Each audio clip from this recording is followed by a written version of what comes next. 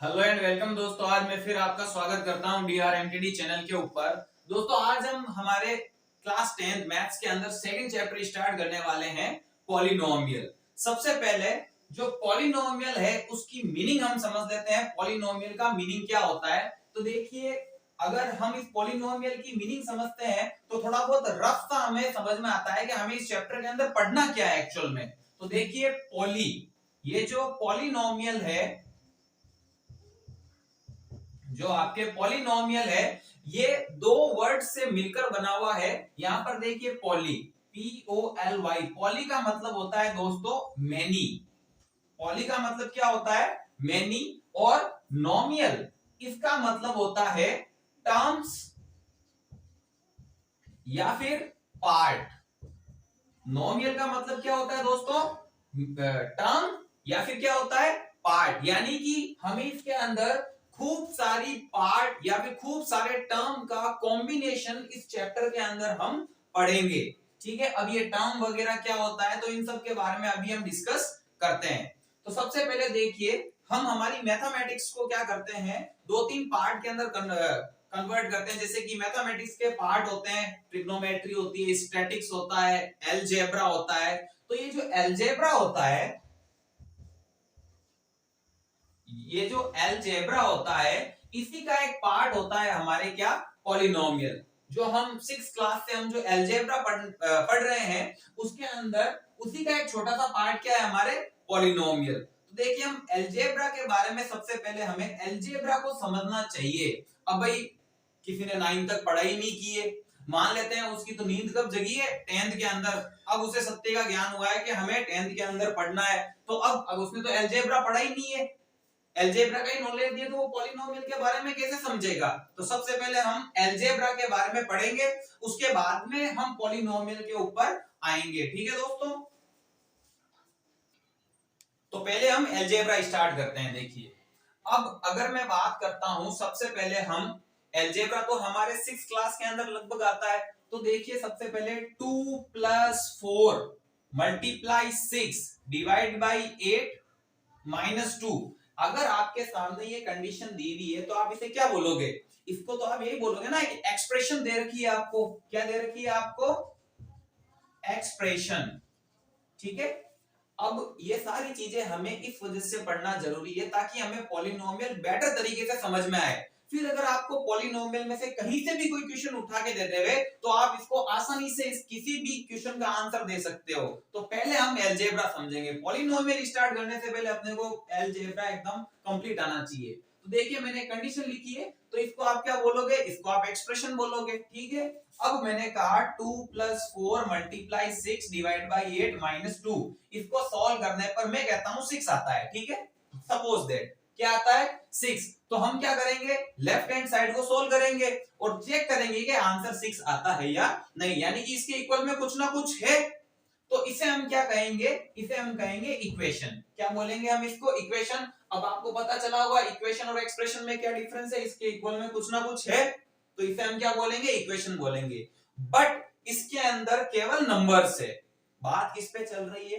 केवल नंबर्स पे चल रही है। तो इस वजह से हम इसको क्या कहेंगे? Numerical expression. और इसको हम क्या कहेंगे? न्यूमेरिकल इक्वेशन बोलेंगे। ठीक है, फिर जैसे ही 6th क्लास में एंटर होते हैं, वेरिएबल की एंट्री हो जाती है। किसकी एंट्री हो जाती है? वेरिएबल की। अब ये वेरिएबल्स क्या होते हैं? देखिए, वेरिएबल होते हैं आपके x, y, z, a, b, c। कुल मिला के आप ये समझ लीजिए, ये अल्फाबेट होते हैं और ये टाइम के साथ में क्या होते रहते हैं? चेंज होते रहते हैं। ये जो जो चीज फिक्स ना हो उसे हम क्या कहेंगे? वेरिएबल। जैसे कि मैंने x की वैल्यू 1 लेट की तो x की वैल्यू 1 हो गई, x की वैल्यू 2 लेट की तो x की वैल्यू 2 हो गई, x की वैल्यू 3 लेट की तो x की वैल्यू क्या हो गई? 3 हो गई। यानी कि जो समय के साथ चेंज हो जाता है उसे हम क्या कहेंगे? वेरिएबल कहेंगे। अब जैसे कि मैंने 3 लिखा तो ये हमेशा 3 रहेगा ना, ये चेंज थोड़ी हो सकता है। मैं 3 को 2 कैसे बोल सकता हूं? तो ये तो क्या है? कांस्टेंट है।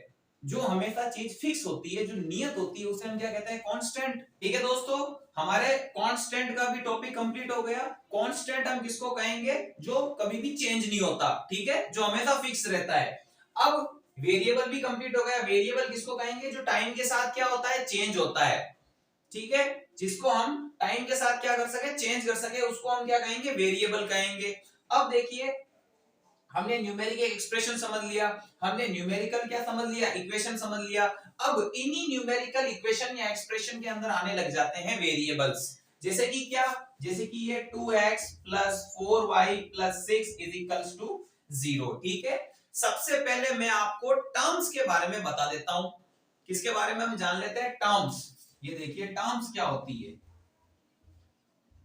ठीक है, टर्म्स होती है दो टाइप की, एक होती है वेरिएबल टर्म, एक होती है कांस्टेंट टर्म। ठीक है, एक टर्म क्या होगी, वेरिएबल टर्म, एक होगी आपके कांस्टेंट टर्म। क्या होगी, कांस्टेंट टर्म। देखिए यहां पर ये मैंने एक एक्सप्रेशन लिखी है। ठीक है, सबसे पहले ये कौन सी एक्सप्रेशन है, नहीं है उसके बारे में हम भूल जाते हैं, ये हमारी क्या है, एक्सप्रेशन है। ठीक है, अब इस एक्सप्रेशन के अंदर हमारे तीन टर्म है। जो हमारे टर्म होती है वो प्लस और माइनस के साइन से क्या होती है, सेपरेट होती है। जब तक आपको प्लस या माइनस का साइन ना दिखे तब तक आप ये मत बोलना कि यहाँ से टर्म चेंज हो रही है। तो देखिए 2x, ये प्लस का साइन आया यानी कि यहाँ से टर्म क्या हो रही है, चेंज हो रही है। फिर आया 4y, 4y के बाद में क्या आया, प्लस का साइन, यानी कि हम कहेंगे यहाँ से भी टर्म क्या हो रही है, चेंज हो रही है। तो कुल मिला के इस एक्सप्रेशन के अंदर आपको टर्म कितनी दे रखी है, 3 टर्म दे रखी है।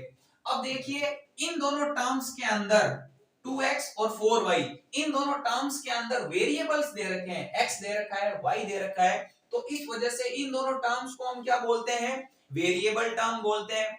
इस टर्म के अंदर कुछ भी वेरिएबल नहीं दे रखा है, इस टर्म के अंदर कुछ भी वेरिएबल नहीं दे रखा है, तो उन टर्म्स को हम क्या बोलते हैं, कांस्टेंट टर्म, यानी कि ऐसी टर्म जो किसी पे डिपेंड नहीं करती है। अब सोचिए x की वैल्यू में अगर यहां पर कुछ रखता हूं, अगर मैं यहां पर x की वैल्यू कुछ रखता हूं, तो फिर ये 2x चेंज हो जाएगा ना, कुछ हमें आंसर दूसरा ही मिलेगा।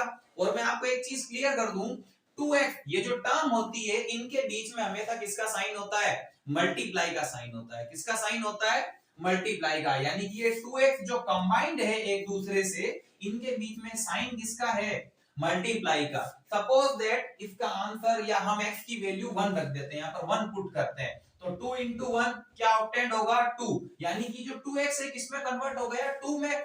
ठीक है, क्योंकि ये तो चेंज हो सकते हैं, तो इस वजह से इनको हम वेरिएबल टर्म कहेंगे।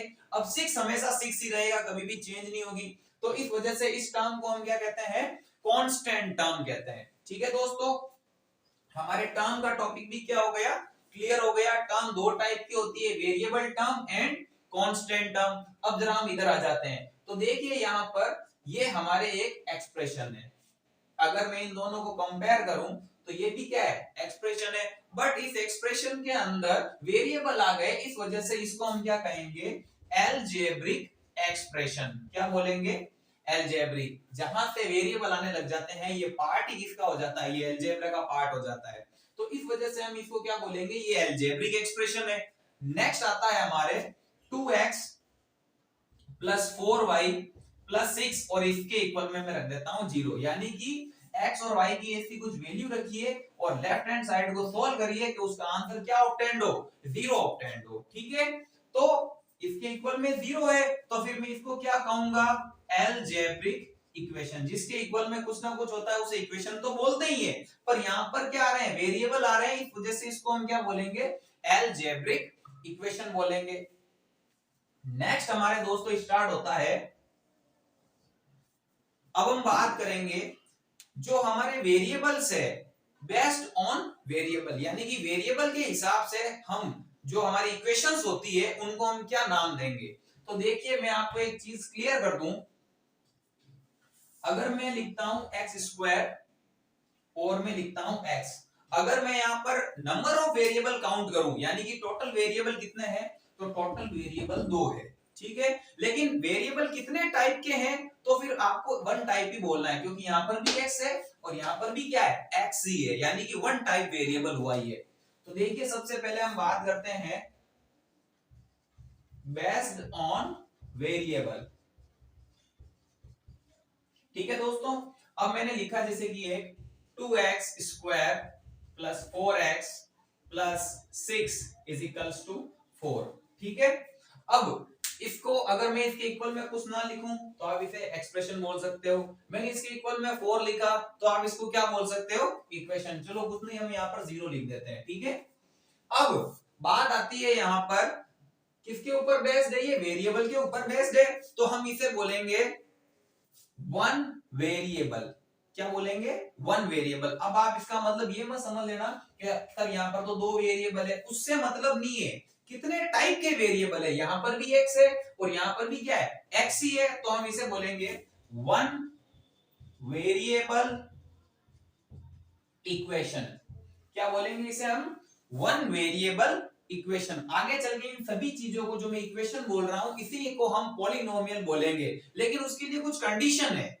उसके लिए हमें पहले अलजेब्रा तो समझना पड़ेगा ना। हम ये मान के चलते हैं कि किसी ने 9th पढ़ी ना हो तो फिर वो 10th में आकर सीधा अगर ये टॉपिक समझे तो उसे समझ में आ जाना चाहिए। तो देखिए यहाँ पर ये क्या कहलाया, वन वेरिएबल इक्वेशन या वन वेरिएबल एक्सप्रेशन भी हो सकता है, उससे कोई फर्क नहीं पड़ता। नेक्स्ट मैंने लिखा 2x plus 4y plus 6 is equals to 0। अब यहां पर देखिए, यहां पर नंबर ऑफ वेरिएबल भी 2 है and type of variable, 2 type के वेरिएबल है, यहां पर x है और उधर क्या है, y, यानी कि 2 टाइप के वेरिएबल हुए, तो इसे हम क्या कहेंगे, 2 वेरिएबल इक्वेशन। क्या बोलेंगे दोस्तों, 2 वेरिएबल इक्वेशन बोलेंगे। आई आपको बात समझ में। अच्छा, अगर मैंने यहां पर 3 अलग अलग टाइप के, जैसे कि देखिए 4x square plus 6y plus 8z plus 8x is equals to 0, ये मैंने आपके सामने एक इक्वेशन लिखी है।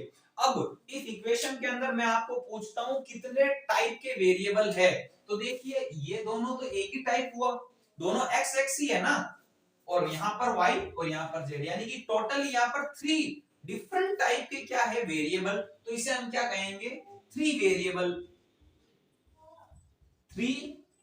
वेरिएबल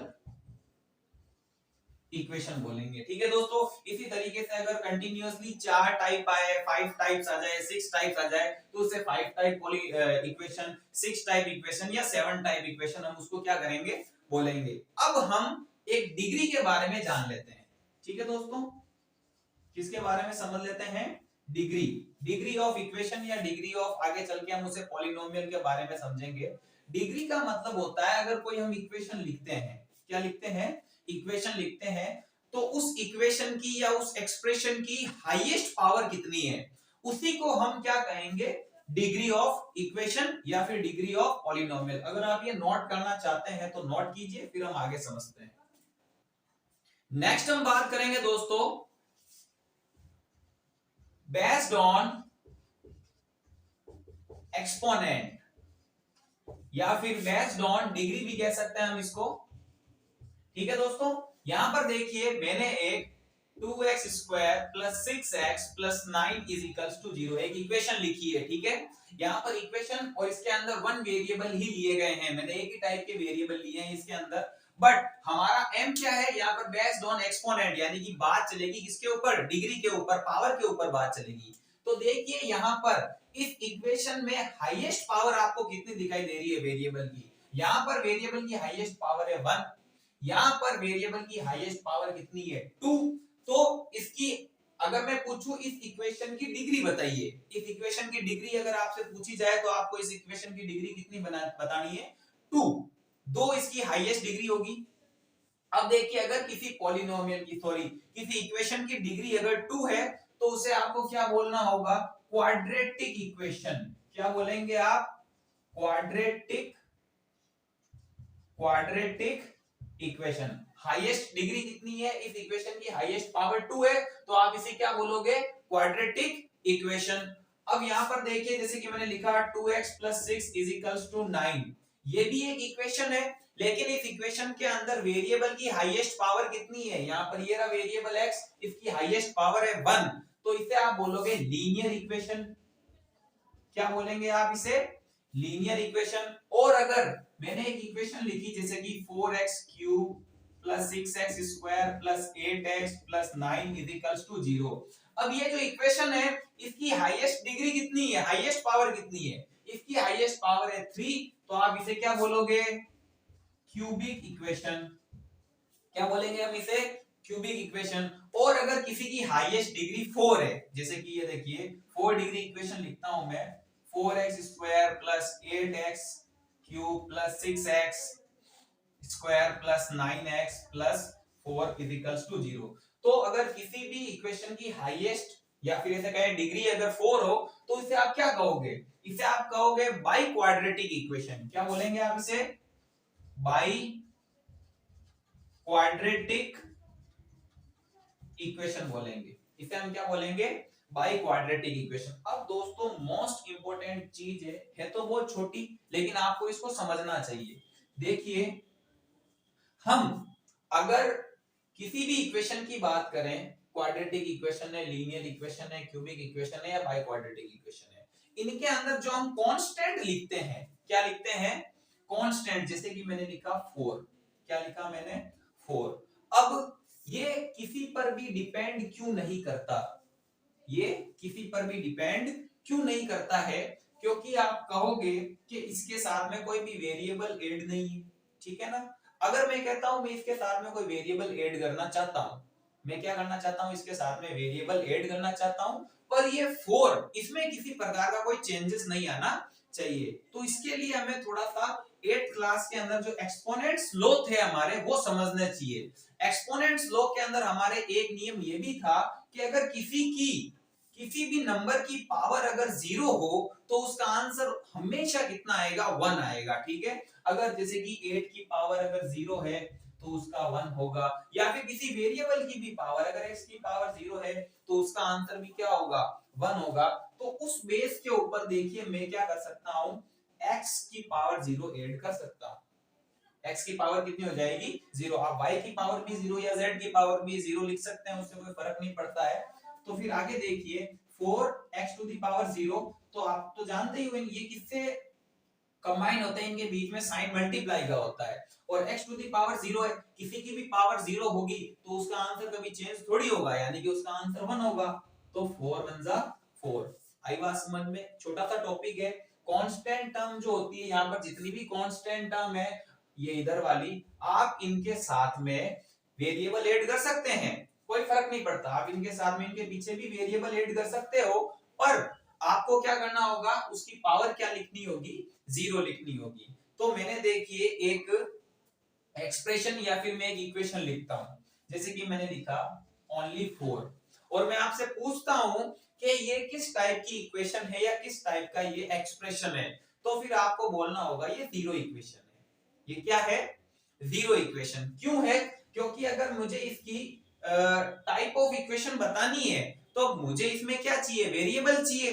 बिना वेरिएबल के हम किसी का टाइप नहीं बता सकते। जैसे कि मैंने इसका टाइप बताया तो इसके लिए वेरिएबल था यहाँ पर x टू द पावर 2, तो इसको मैं बाई क्वाड्रेटिक इक्वेशन बोला।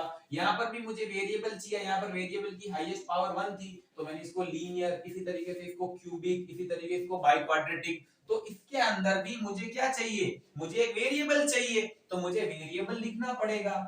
और चूंकि हम क्वेश्चन के साथ में किसी प्रकार का छेड़छाड़ नहीं कर सकते हैं, तो मुझे x टू द पावर क्या लिखनी पड़ेगी, 0। 0 लिखने पर ही जो हमारा क्वेश्चन होगा वो सेम रहेगा। x to the power 0 answer 1 रहेगा, 1 इंटू 4 4 ही रहेगा, यानी कि उसमें किसी प्रकार का कोई भी भेदभाव नहीं होगा, डिफरेंस नहीं आएगा।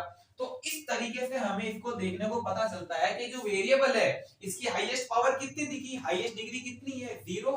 तो आपको इसको क्या बोलना होगा, 0 इक्वेशन। क्या होगी ये, 0 इक्वेशन हुई।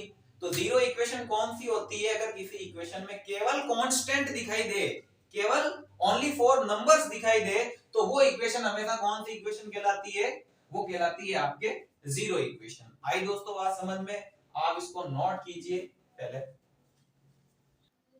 नेक्स्ट दोस्तों हमारे लास्ट टॉपिक बचा है, जिसके अंदर हम बात करते हैं नंबर ऑफ टर्म्स के ऊपर।